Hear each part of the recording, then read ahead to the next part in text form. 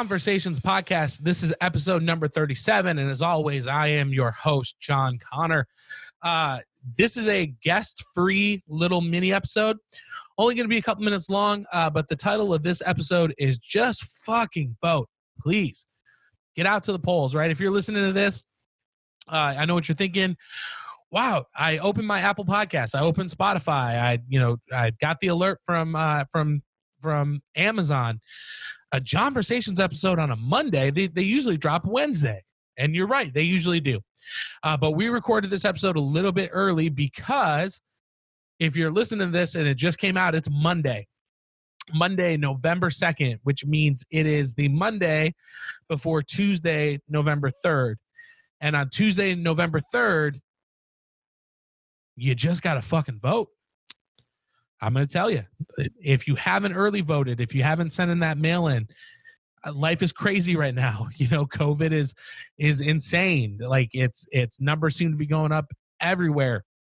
It's crazy. So if you didn't get a chance to early vote, if you didn't mail in that vote, guess what? Tomorrow's the day. We're calling on you. I will tell you, I am terrified of COVID. I'm scared of catching it. But you better believe that tomorrow I'm masking up. I'm going to go get in line. I'm going to stand there until I get to cast my vote. So I wanted to take this opportunity to talk a little bit about some things that are important to me. And before I do that, I want to make sure that I'm kind of giving a disclaimer, right? So let me start by saying, if you are a Trump supporter, if you are someone who, you know, your 401k has gone up, you feel like he's doing a good job, I understand that anything that I say in this couple-minute podcast is not going to change your opinion. You may have already voted. You may be, you know, getting your thermal socks to stand in the cold tomorrow and vote. And that's cool. That's awesome. I mean, I'm not a fan. And I will tell you, I'm going to be voting for Joe Biden. I'm going to be joting for Voe Biden, I think is what I just said. But I wanted to talk to people today who might be in the middle, and I wanted to share why I'm going to be voting the way that I'm going to be voting. And I also want to put this out there for the people who may be like, listen, you know, I don't like either of these people. My vote doesn't really count.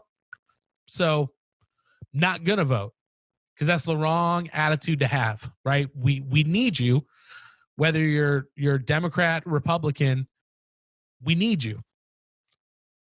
So I'm going to give you a quick list of why I am voting for Joe Biden, just so you understand where I stand. And, you know, again, maybe if you're undecided, maybe you'll agree with me on some of these things. Maybe you won't, but you know, I found, you know, in doing research and stuff like that, you know, we're really not as divided as the media or Facebook or Twitter makes us seem that we are, right? A vast majority of Americans are for sensible, you know, gun law reform, are for criminal justice reform, are for marijuana reform and medical marijuana.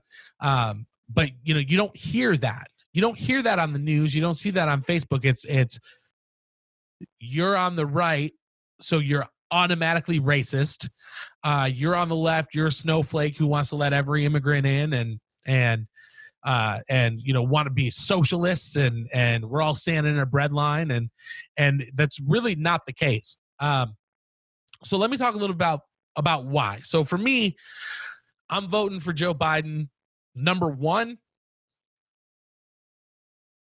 the response to the COVID-19 pandemic, in my personal opinion, has not been great. So President was on record with Bob Woodward as early as like January, February saying, listen, this is bad. It travels through the air. It's worse than the flu. It's going to kill more people than the flu. So we have him on tape. And not only do we have him on tape, we have him on tape in one of the rare times that he seems kind of composed and like he's talking seriously. He's not doing the COVID COVID, but he's very measured. Almost as if like he doesn't understand that it's being recorded, which is crazy to me.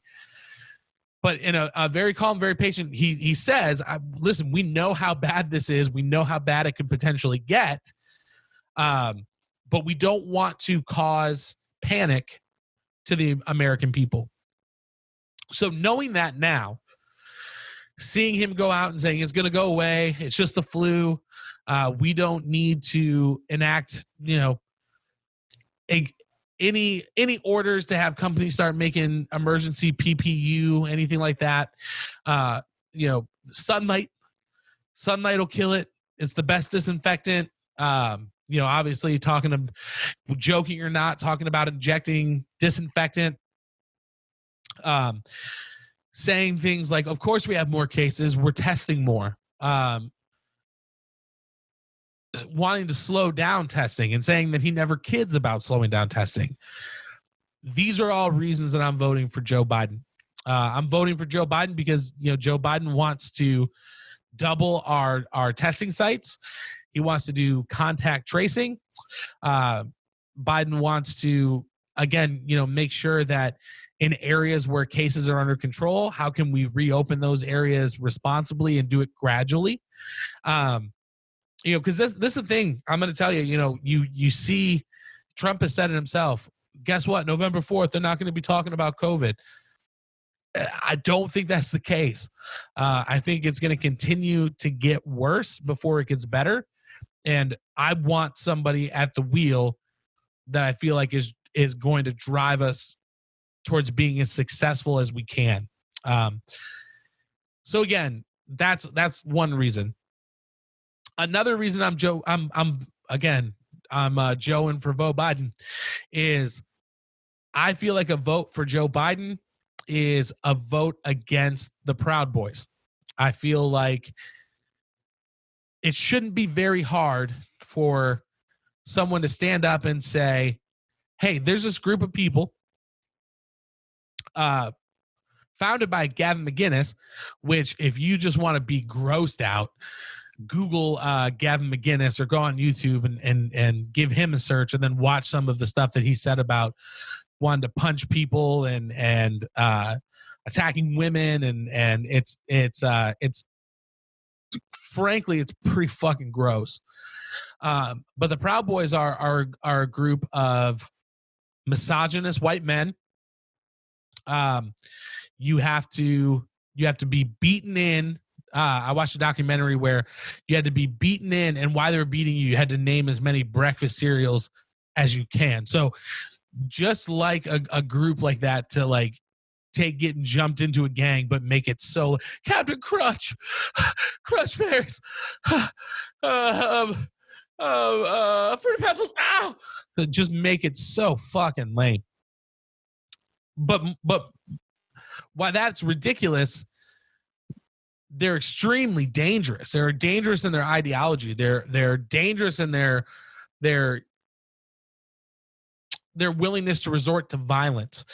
And I don't think it should be hard for a leader to stand up and say, listen, I don't support this. This is, they've been put on an FBI watch list, as a potential terrorist group. So when you've got a president who says, Proud Boys, stand down and stand by and stand to the left, stand to the right. 2 hops now, y'all. Charlie Brown. Instead of saying like, yeah, you guys are fucked up. Like I don't have I cannot support you. I'm telling you, back down. That's a problem to me. Now, I know there's some people out there who are listening to Trump, or maybe you're even on the fence, and your question is, well, what about Antifa? Isn't Antifa just as bad as the Proud Boys? And to that, I would say the Proud Boys have ranks. There is a leader. There you can ascend the ranks. There's a uniform, a certain type of polo shirt. Antifa is an ideology. So there are no ranks. There is no leader. There's no Antifa meetings. There's no getting jumped in, eating, reciting breakfast cereals. There isn't any of that. Now, Do I agree with that ideology?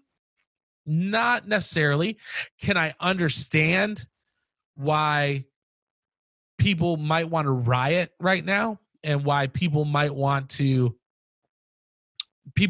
express their anger? Yeah, I can understand that. You know, when you live in a neighborhood where, you know, a black man is shot by the cop 7 times in the back, that cop didn't have to have a body cam on. The only footage you have of it is from a bystander's cell phone, and it's the, you know, 5th, 6th thing that you've seen, no, not in the country, but in your state, in your community in a year. And then you're seeing these people committing these crimes or using excessive force. You're seeing them walk away with no punishment whatsoever. You know, they're acquitted or they're found not guilty. They're able to go get a job at a different police force. Yeah, I get it, man. I would be like, I want to fucking burn something down right now, because it seems like for some people there's no justice. And then when Martin Luther King said, rioting is the language of the unheard, right? You can only take so much getting fucked with before you lash out. So I get it. And I also understand that when you have someone like Trump saying, you know, when you put them in the car and you got to tuck their head down to put them in the car, maybe their head hits the top of the car.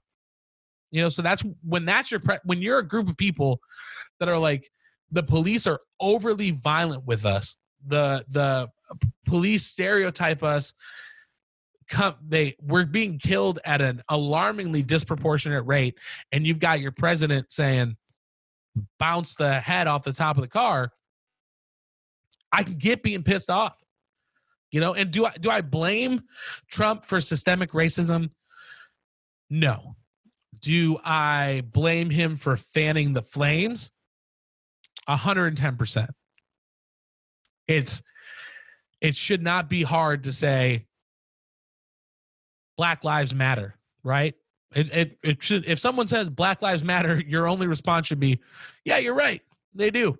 Not, you know, I've talked about it before, but if I was if my wife passed away and I was given a eulogy and talking about how special of a person she was, and what an amazing wife, and the way that she loved me, and the way that she took care of me, and the way that she was an amazing mother to our child, and somebody stood up and said, well, actually, all wives matter, I'd take that fucking person's head off.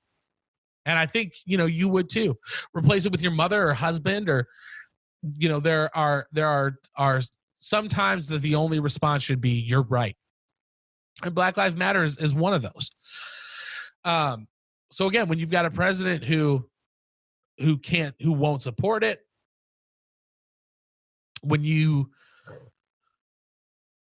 have, I don't know, it's, you know, when you're getting tear gas so you can stand in front of a church you don't go to holding a copy of a book that you've never read, there's a problem with that. So yeah, so that's another reason. Third reason, I believe a vote for Joe Biden is a vote against QAnon. And what I mean by that is the idea that Democrats in Hollywood are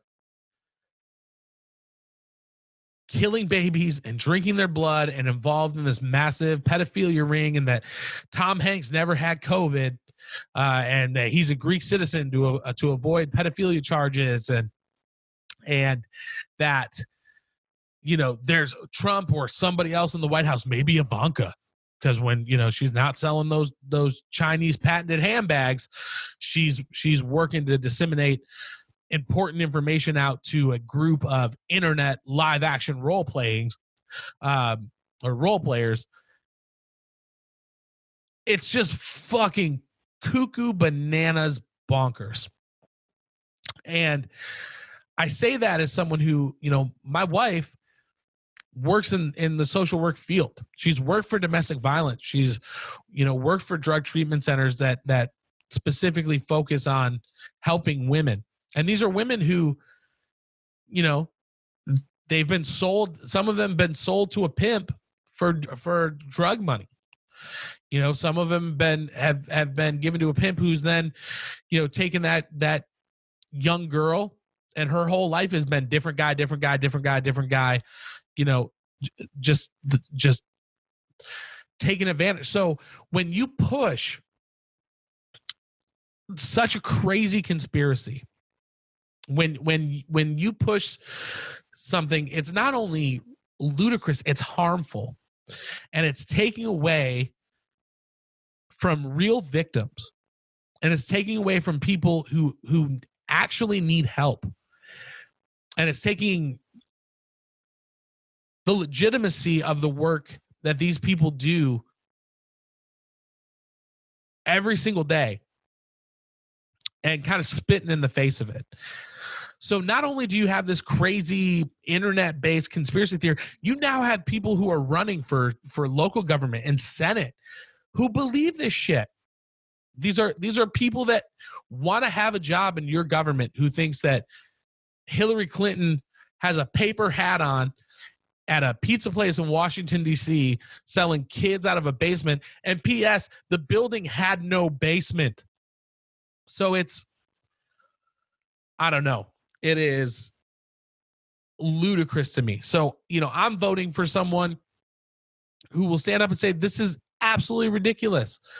And, you know, how do we get money to places like RAINN, the Rape and Incest Network? Like, how do we, you know, how do we get money to local area? You know, when Ashton Kutcher is doing a better job fighting sex trafficking than our president, because again, the president can't come out and say, I know what QAnon is, and it's absolutely ridiculous, and we need to do A, B, and C to actually help victims of human trafficking.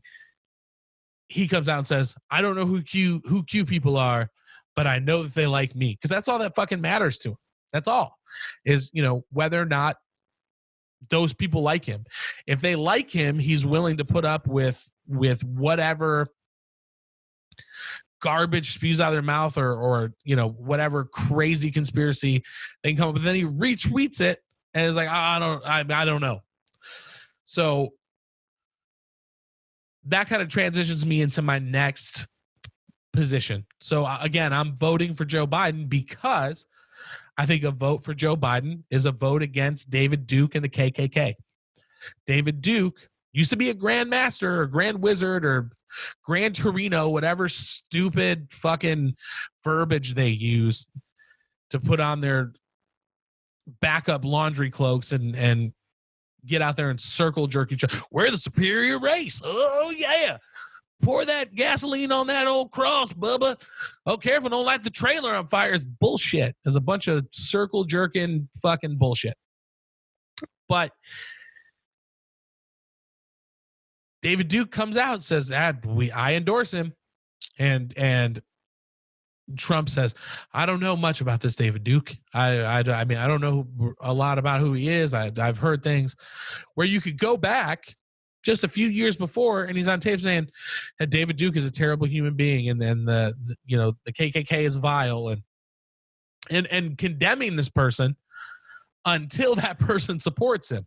He's like, well, I can't say, you know, any terrible shit about him because the people who support him are going to vote for me. You know, so we can't. The same thing with ISIS. ISIS is on record. One of the leaders of ISIS came out and said it would be great if Donald Trump won and was president for another 4 years. And what do you like? What is that? To me, it's like, what the fuck does that tell you? Like, what does it tell you when an Islamic terrorist group is like, oh, it'd be great. Let him be, you know, it's not like, I don't know. Maybe it's for them. It's like watching The Apprentice. I have no idea. But again, you should be able to stand up and say the KKK is bad. White supremacy is bad. Having a certain skin color does not make you superior to anyone else. Those aren't hard things. And And again, I think, Joe Biden understands that. Now, I'm not going to lie. I know Joe Biden has been a part of some legislation in the past that has been questionable. It's been iffy. But I also believe that decent people, over time, their views can change. There's got to be hope. It makes me think of I forget his name. His name's Daryl something, but he spends his time hanging out with white supremacists and getting them to leave the KKK. So if those people can change their views and opinions, I think someone in politics with a good heart over time can do the same. So yeah, I mean, there's that. I also think a vote for Joe Biden is a vote against the groups like the Boogaloo Boys and the people that in Michigan who are plotting to kidnap the governor of Michigan, Governor Whitmer, and running through explosion detonation practices and all of this crazy shit, because you've got a president who stands up there and says, we need to liberate these states, liberate them. And to these fucking nut jobs, that means we need to kidnap the governor and overthrow, and it's ridiculous, especially when you think like someone like the governor of any state, right? The governor of Michigan. They've got legal weed, they've got legal fireworks. I mean, they're pretty democratic, or not democratic, but it's a lot of Democrats in the base. You know what I mean? And or a pretty liberal way of thinking. So you're in the position then where you have to you're trying to find a solution to help everyone, right? Like keep everybody safe. And I truly believe that that wouldn't have escalated the way that it did if we didn't have a president who was talking about how we need to liberate the state, basically calling her an enemy of the people of Michigan, and fueling that rhetoric, right? Because his base, that fires him up, So again, I know that if you are a Trump supporter, all of those reasons that I just gave as to why I'm voting for Joe Biden personally, not going to change your mind, right? I mean, I understand it. And again, I don't think that makes you a racist. I don't think that makes you a terrible person. Like I said, there are people who their 401ks are looking good. And there are people out there who make a lot of money. I'll tell you, most of the Trump signs that I see are in yards where the people would be considered, upper middle class to upper class. So if you've got money and you want to protect that money, I completely understand it. What I will say is, if you're someone who's on the fence, if you're someone that, again, I don't know who I don't like either one of these people. I'm not going to waste my vote. No, like, please go vote. Just fucking vote. Go vote. Pick the person who aligns closest with what you care about, the person whose vision shares any similarity points to what you'd like the country to see. But the most important thing is going to be, not only do you vote in the election, do you vote in the midterms? Do you vote in your local elections? If I wrote into Senator Marsha Blackburn, and now I'm on her email list, and I can't fucking stand her. She just, she thinks that gun violence is because grocery stores sell porno magazines, which, like, I guess she hasn't been to a grocery store since 1984 or like 1992. I don't know. But I'm on her mailing list, and I get all of her, real cool rally stuff every month, because I wrote into her to tell her I did not agree with something that she was trying to do, So vote. Yes, vote the 2020 presidential election, right? Also, vote in the midterms. Also, vote in those local elections. create a petition. If you think something needs to be changed, sign a petition, get your local representative's phone number, call them, leave them a voicemail. Like, people forget that the way the system is set up, these people are supposed to work for us. They're supposed to be held accountable to us. Ted Cruz. You've got so many people in Texas getting sick and dying of COVID. And you're on Twitter. You're on Twitter and you're bashing AOC. Like, fix your state, dude. Fix your state. Close your Pornhub browsers before you post screenshots. Like, focus on what's important, man. You know? Because if not, what we're going to see, if people don't hold them accountable, and I think people forget this, but eventually Texas's post turned blue. Like the Austin, like that crowd is growing. Some point in time, and probably fairly soon in the grand scheme of things, Texas is going to flip blue. So, if you live in a state like that, if you live in a state where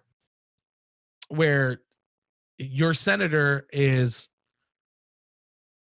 bashing women on Twitter, if your senator is campaigning for a guy who called his wife a dog and accused him of being the Zodiac killer, or said that your father killed JFK, and you're out there going, oh, he'd be a great another 4 years. If that's who you're working with, let them know like you're not cool with it. So that's all I got for this episode. This is episode 37. If you're listening, please get up in the morning, pour yourself a big old thermos of coffee, strap on a catheter bag, get yourself some snacks, wear that jacket with all the pockets, get out there and get in line, and it's amazing because we've had record early voting turnout, right? So like, people care. Just play your part. If you think a vote for Kanye is what's best for the country, I really don't agree with you, but that's your right. And we need people to understand that that's their right and take that right seriously, especially in a time where people are talking about, oh, masks are violating my constitutional rights, these mask mandates. No, they're not. And if you really care about your rights, get in line, vote. So that's all we got time for today. If you made it all the way to the end, thank you for listening. We will be back on Wednesday, just like normal. We have a great guest, Miss Crystal Pastis. She is a director, best known for her work in the horror genre. She has a short that's called Vanilla Cake. It's absolutely amazing. We're going to dive into that a little more. She's also started a podcast called Skeletons in My Closet, which is absolutely awesome. It's like old-timey, like spooky radio shows, or like stories that you would tell around the campfire. I've really been enjoying it. So that's coming up Wednesday. I fully expect this video to get a bunch of thumbs down. If you disagree with me, let me know in the comments. That's cool. I think it's good to have the conversation. But thank you for listening. Episode 37, Johnversations Podcast. We will see you Wednesday.